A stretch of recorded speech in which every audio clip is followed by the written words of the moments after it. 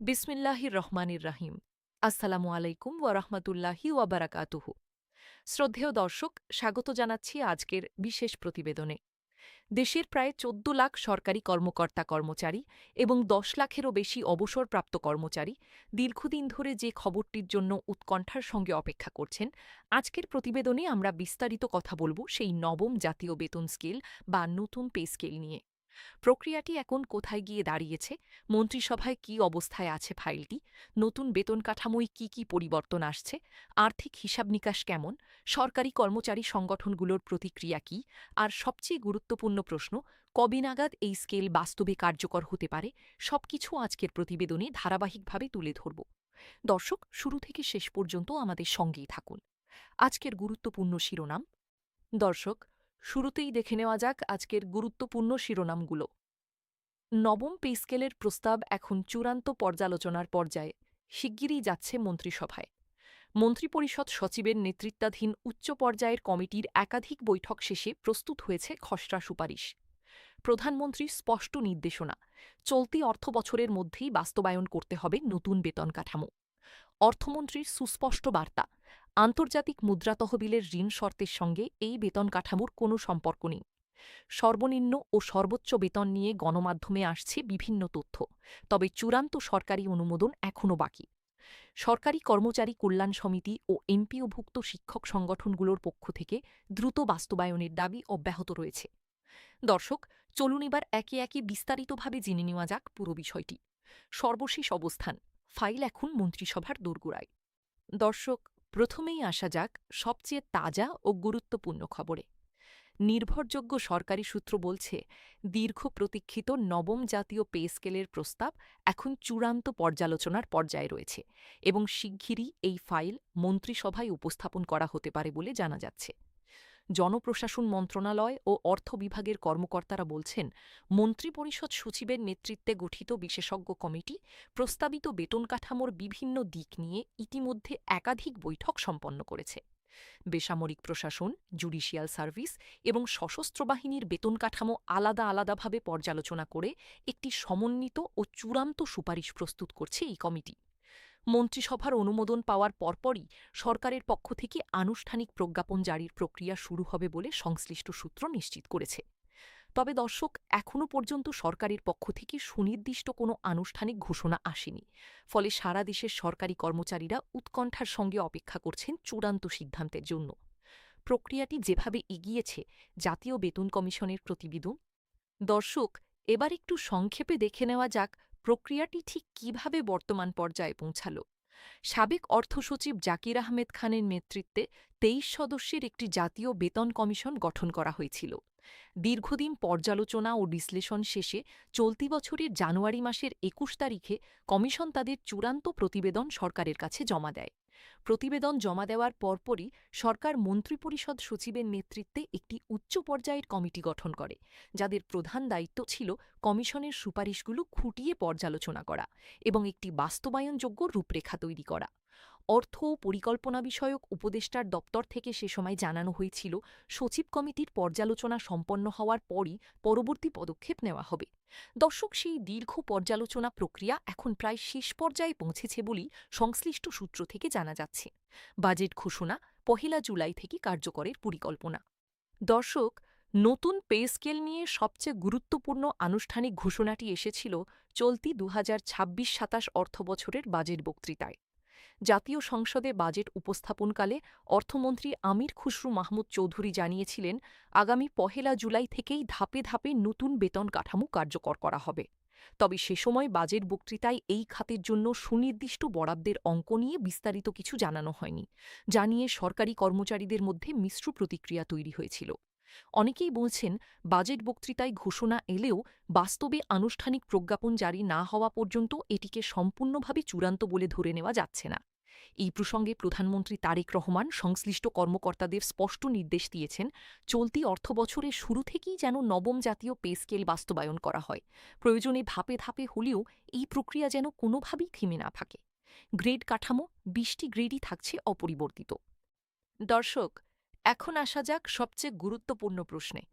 নতুন কাঠামোয় ঠিক কী পরিবর্তন থাকছে।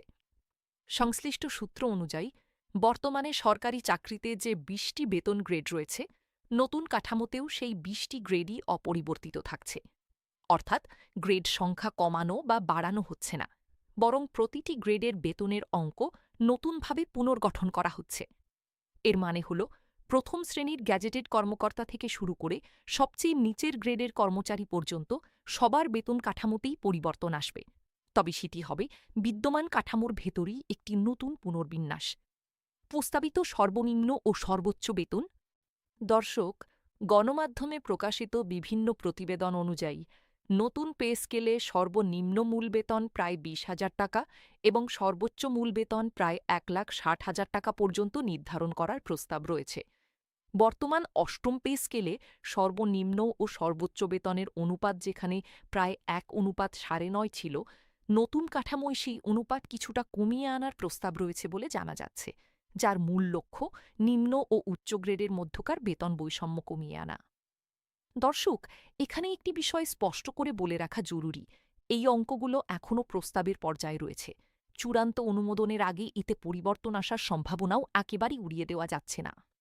বেতন বৃদ্ধির সম্ভাব্য হার, গ্রেড ভিদে ভিন্নতা। দর্শক, বেতন বৃদ্ধির শতকরা হার নিয়েও গণমাধ্যমে বিভিন্ন তথ্য প্রকাশিত হয়েছে, আর সেগুলোর মধ্যে কিছুটা পার্থক্যও লক্ষ্য করা যাচ্ছে। কিছু প্রতিবেদনে বলা হচ্ছে, সার্বিকভাবে সরকারি চাকরিজীবীদের মূল বেতন গড়ে ৫০% পর্যন্ত বাড়তে পারে। আবার কিছু সূত্র বলছে, নিম্ন গ্রেডে, বিশেষ করে ২০ নম্বর গ্রেডের মতো সবচেয়ে নিচের গ্রেডগুলোতে বৃদ্ধির হার তুলনামূলক বেশি হতে পারে, যা ১৪০% পর্যন্ত যেতে পারে বলে ইঙ্গিত মিলছে। অন্যদিকে উচ্চতর গ্রেডগুলোতে এই বৃদ্ধির হার তুলনামূলক কম, ৮০ থেকে ১০৫% মধ্যে থাকতে পারে বলে কিছু প্রতিবেদনে উল্লেখ করা হয়েছে। দর্শক, লক্ষ্য করার বিষয়, নিম্ন গ্রেডের কর্মচারীদের বেতন বৃদ্ধির হার তুলনামূলক বেশি রাখার এই প্রবণতা মূলত বেতন বৈষম্য কমানোর নীতিগত লক্ষ্য থেকেই এসেছে বলে নীতি নির্ধারকরা জানিয়েছেন। বার্ষিক ইনক্রিমেন্টের হারও পুনর্বিবেচনার আওতায় রয়েছে বলে জানা গেছে, যা বিদ্যমান হারের চেয়ে সামান্য বাড়ানোর প্রস্তাব রয়েছে। তবে দর্শক, আমরা আবারও স্পষ্ট করে বলতে চাই, এই সবগুলো সংখ্যাই এখনও প্রস্তাবিত পর্যায়ে রয়েছে। সরকারি চূড়ান্ত ঘোষণা না আসা পর্যন্ত নির্দিষ্ট কোনো অঙ্ককে ১০০% নিশ্চিত বলে ধরে নেওয়ার সুযোগ নেই। একজন কর্মচারীর জন্য এর বাস্তব অর্থ কী?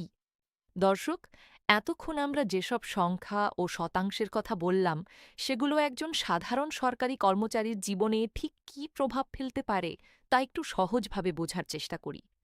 যদি প্রস্তাবিত কাঠামো অনুযায়ী নিম্ন গ্রেডে বেতন উল্লেখযোগ্য হারে বাড়ে, তাহলে সবচেয়ে কম বেতনভুক্ত কর্মচারীরাই সবচেয়ে বেশি উপকৃত হবেন বলে আশা করা যাচ্ছে, যা বেতন বৈষম্য কমিয়ে আনার লক্ষ্যের সঙ্গে সামঞ্জস্যপূর্ণ। একই সঙ্গে বাড়ি ভাড়া ভাতা, চিকিৎসা ভাতা ও অন্যান্য আনুষাঙ্গিক সুযোগ সুবিধাও সমন্বয়ের প্রস্তাব রয়েছে বলে জানা যাচ্ছে, যদিও এসব ভাতার সুনির্দিষ্ট অঙ্ক এখনও প্রকাশিত হয়নি। দর্শক, একজন কর্মচারীর প্রকৃত মাসিক আয় ঠিক কতটা বাড়বে তা নির্ভর করবে তার গ্রেড, চাকরির মেয়াদ এবং প্রযোজ্য ভাতার ওপর। তাই আমরা এই মুহূর্তে কোনো একক সাধারণ হিসাব উপস্থাপন করা থেকে বিরত থাকছি, বরং চূড়ান্ত প্রজ্ঞাপনের অপেক্ষায় থাকাই হবে সবচেয়ে নির্ভরযোগ্য পথ। অতিরিক্ত অর্থের প্রয়োজন ও বাজেট বরাদ্দের হিসাব। দর্শক, নতুন পে স্কেল বাস্তবায়ন করতে হলে সরকারের কোষাগার থেকে বাড়তি অর্থ ব্যয় করতে হবে, এটাই স্বাভাবিক। জাতীয় বেতন কমিশনের হিসাব অনুযায়ী প্রস্তাবিত কাঠামো পুরোপুরি কার্যকর করতে অতিরিক্ত প্রায় ১,০৬,০০০ কোটি টাকার মতো প্রয়োজন হতে পারে। অন্যদিকে চলতি ২০২৬-২৭ অর্থবছরের জাতীয় বাজেটে সরকারি চাকুরিজীবীদের বেতন বৃদ্ধি বাবদ প্রায় ৩৫,০০০ কোটি টাকা বরাদ্দ রাখার পরিকল্পনার কথাও গণমাধ্যমে উঠে এসেছে। এই বিশাল অঙ্কের ফারাক থেকেই স্পষ্ট হয়ে ওঠে কেন সরকার একবারে সম্পূর্ণ কাঠামো কার্যকর না করে ধাপে ধাপে বাস্তবায়নের পরিকল্পনা করছে। অর্থনীতিবিদদের একটি অংশের মূল্যায়ন হল, মূল্যস্ফীতি ও সামগ্রিক রাজস্ব পরিস্থিতি বিবেচনায় নিয়ে ধাপে ধাপে বাস্তবায়নের সিদ্ধান্তই এই মুহূর্তে সবচেয়ে বাস্তবসম্মত পথ হতে পারে। তারা এও বলছেন, একসঙ্গে বিপুল অঙ্কের বেতন বৃদ্ধি বাজারে মুদ্রাস্ফীতির চাপ বাড়িয়ে দিতে পারে, তাই সতর্কতার সঙ্গে এগুলোই সরকারের কৌশল বলে মনে করা হচ্ছে। আন্তর্জাতিক মুদ্রা তহবিলের ঋণের সঙ্গে সম্পর্ক নেই অর্থমন্ত্রীর স্পষ্ট বার্তা। দর্শক, নতুন পে স্কেল বাস্তবায়নে বিলম্ব নিয়ে বিভিন্ন মহলে নানা প্রশ্ন উঠেছিল। বিশেষ করে এটি আন্তর্জাতিক মুদ্রা তহবিলের ঋণ কর্মসূচির শর্তের সঙ্গে সম্পর্কিত কিনা তা নিয়ে জল্পনা তৈরি হয়েছিল। এই প্রসঙ্গে অর্থমন্ত্রী আমির খসরু মাহমুদ চৌধুরী স্পষ্ট করে জানিয়েছেন, নতুন পে স্কেলের সঙ্গে আন্তর্জাতিক মুদ্রা তহবিলের ঋণের কোনো সম্পর্ক নেই। তিনি জানিয়েছেন, মন্ত্রিসভার অনুমোদন পাওয়ার পরই বাস্তবায়ন প্রক্রিয়া এগিয়ে নেওয়া হবে। আর এই সিদ্ধান্ত সম্পূর্ণভাবে সরকারের নিজস্ব আর্থিক পরিকল্পনা ও অগ্রাধিকারের ভিত্তিতেই নেওয়া হচ্ছে। প্রধানমন্ত্রীর কার্যালয়ে অনুষ্ঠিত একটি উচ্চ পর্যায়ের বৈঠকেও নতুন পে স্কেলের আর্থিক প্রভাব ও বাস্তবায়ন কৌশল নিয়ে বিস্তারিত আলোচনা হয়েছে বলে জানা গেছে, যেখানে প্রয়োজনে ধাপে ধাপে হলেও নীতিগত সিদ্ধান্ত বহাল রাখার নির্দেশনা দেওয়া হয়েছে। পেনশন সংস্কার ও পৃথক সার্ভিস কমিশনের প্রস্তাব। দর্শক, নতুন পে স্কেলের সঙ্গে যুক্ত আরও কিছু গুরুত্বপূর্ণ প্রস্তাবের কথাও উঠে এসেছে প্রতিবেদনে। জাতীয় বেতন কমিশনের সুপারিশে বিদ্যমান পেনশন ব্যবস্থাকে আরও আধুনিক ও সহজীকরণের প্রস্তাব রয়েছে, যাতে অবসরপ্রাপ্ত কর্মচারীরা আরও সহজেই ও দ্রুততার সঙ্গে তাদের পাওনা বুঝে পেতে পারেন। পাশাপাশি কর্মচারীদের দক্ষতা ও মানোন্নয়নে একটি পৃথক সার্ভিস কমিশন গঠনের প্রস্তাবও দিয়েছে কমিশন। স্বাস্থ্য ও শিক্ষা খাতে কর্মরত কর্মচারীদের জন্য বিশেষ নজরদারি ও উন্নয়নমূলক পদক্ষেপ নেওয়ার সুপারিশও প্রতিবেদনে রয়েছে বলে জানা গেছে। জিপিএফ বা ভবিষ্যৎ তহবিলের সুদের হার বাড়ানোর প্রস্তাবও কমিশনের সুপারিশে স্থান পেয়েছে বলে জানা যাচ্ছে। দর্শক, অর্থাৎ শুধু বেতন কাঠামোর পরিবর্তনই নয়, সামগ্রিক সরকারি চাকরি ব্যবস্থাপনায় বেশ কিছু কাঠামোগত সংস্কারের প্রস্তাবও এই প্রক্রিয়ার সঙ্গে জড়িয়ে আছে। সরকারি কর্মচারী কল্যাণ সমিতির দাবি ও প্রতিক্রিয়া। দর্শক, নতুন পে স্কেল নিয়ে সবচেয়ে বেশি সরব প্রতিক্রিয়া দেখা যাচ্ছে সরকারি কর্মচারী কল্যাণ সমিতির পক্ষ থেকে। চলতি বছরের এপ্রিল মাসের ৫ থেকে ১০ তারিখ পর্যন্ত দেশব্যাপী কর্মসূচি পালন করেছিল বাংলাদেশ সরকারি কর্মকর্তা কর্মচারী কল্যাণ সমিতি, যেখানে তারা দ্রুত নতুন পে স্কেল ঘোষণার দাবি জানিয়েছিলেন। সংগঠনটির পক্ষ থেকে দীর্ঘদিন ধরেই সর্বনিম্ন বেতন কমপক্ষে ২০,০০০ টাকা নির্ধারণের দাবি জানিয়ে আসা হচ্ছে এবং এই দাবিতে তারা অন্তর্বর্তীকালীন সরকারের সময় থেকেই লিখিত প্রস্তাব জমা দিয়েছিলেন বলে জানা গেছে। সংগঠনের নেতারা বলছেন, দ্রব্যমূল্য ও জীবনযাত্রার ব্যয় যেভাবে বেড়েছে তাতে বর্তমান বেতন কাঠামোয় সংসার চালানো অনেক কর্মচারীর জন্যই কঠিন হয়ে দাঁড়িয়েছে।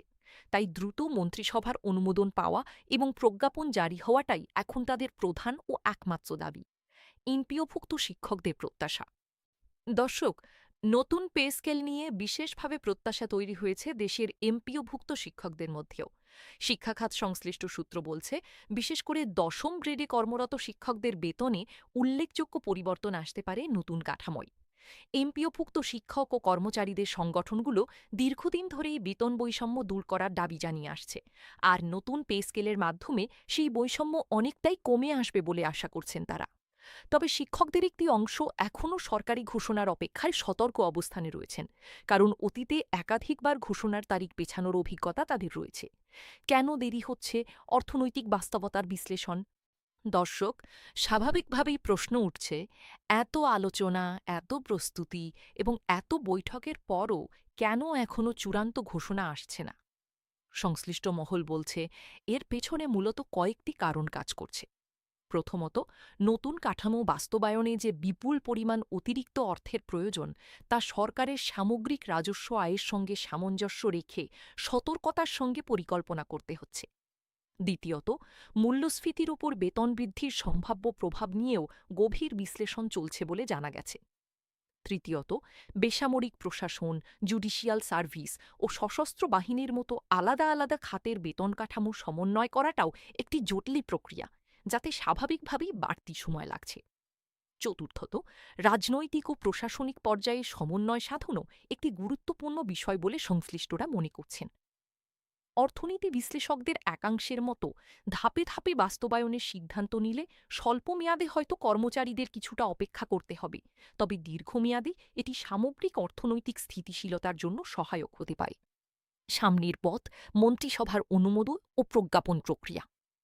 দর্শক, এখন সবার নজর মন্ত্রিসভার দিকে। সংশ্লিষ্ট সূত্র অনুযায়ী সচিব কমিটির পর্যালোচনা সম্পন্ন হওয়ার পর প্রস্তাবটি মন্ত্রিসভায় আনুষ্ঠানিকভাবে উপস্থাপন করা হবে।